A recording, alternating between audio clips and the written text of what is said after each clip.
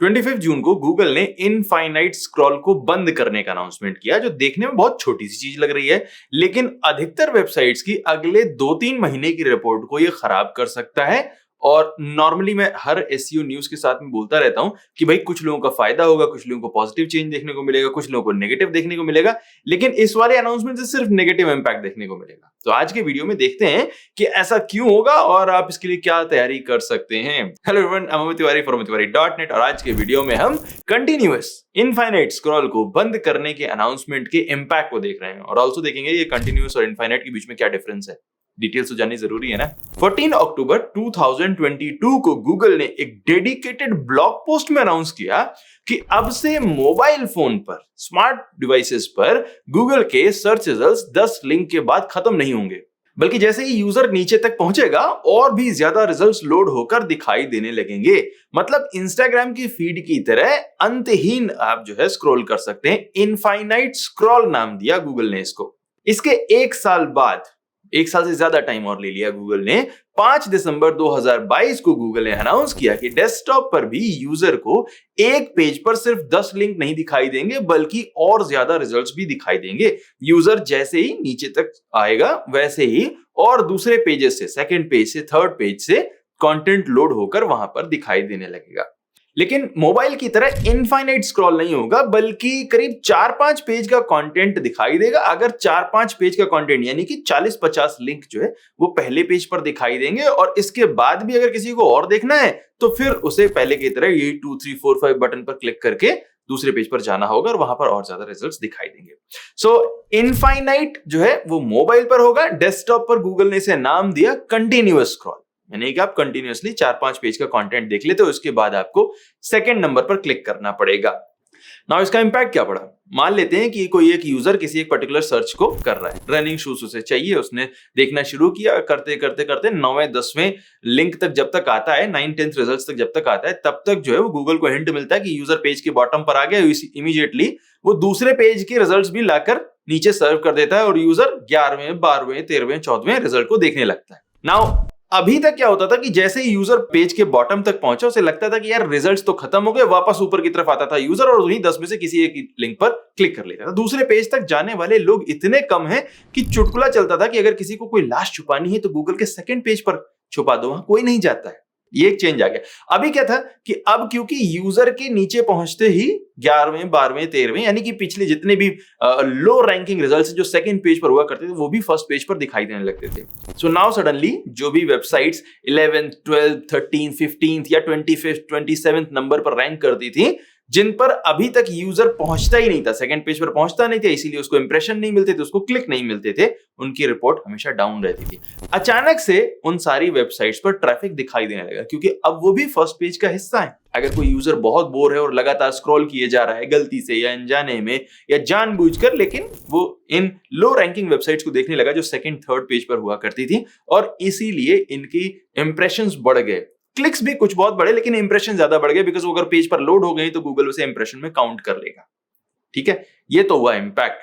सो 2021 में और 22 में बहुत सारी वेबसाइट्स को इससे थोड़ा मोरल बूस्ट मिला। फायदा ऐसा नहीं बोलूंगा क्योंकि इंप्रेशन बढ़ रहे हैं लेकिन आपके क्लिक्स बहुत ही मिनिमल बढ़ रहे हैं और जो क्लिक्स आ भी रहे हैं उससे कोई खास कन्वर्जन नहीं आ रहा है, बिकॉज वो बहुत ही लो मोटिवेटेड यूजर है। नाउ 25 जून 2024 को गूगल ने अचानक से अनाउंसमेंट किया कि वो डेस्कटॉप से ये जो कंटिन्यूअस स्क्रॉल है इसको तुरंत बंद कर रहे हैं। ओके, ये इमीडिएटली बंद हो चुका है और साथ ही में ये भी अनाउंसमेंट किया है कि जो मोबाइल डिवाइसेस पर इनफाइनाइट स्क्रॉल होता है उसे आने वाले कुछ महीनों में बंद कर दिया जाएगा। यानी कि अभी जितनी भी websites 11th 12th 13th 15th यानी 40 तक किसी भी नंबर तक जो रैंक कर रही थी, 11 से 40 नंबर तक जितनी वेबसाइट्स रैंक कर रही थी, वो अब फर्स्ट पेज पर नहीं दिखाई देंगी बल्कि सेकंड पेज पर वापस चली गई। अब इससे नुकसान क्या होगा कि उन वेबसाइट्स को इंप्रेशन इमीडिएटली मिलने बंद हो जाएंगे, क्लिक्स भी बंद हो जाएंगे लेकिन इंप्रेशन भी बंद हो जाएंगे, क्योंकि यूजर अगेन सेकंड पेज पर क्लिक बहुत ही कम करते हैं, फर्स्ट पेज पर ही रहते हैं। नीचे तक जाएगा उसे लगेगा यार हो गए रिजल्ट खत्म, वापस ऊपर आते हैं। ये मेंटालिटी है, साइकी है। आप नॉर्मल जो भी गूगल यूजर है आप उनसे जाकर पूछिए, आपको पता लगेगा सेकंड पेज पर कोई नहीं क्लिक करना चाहता है।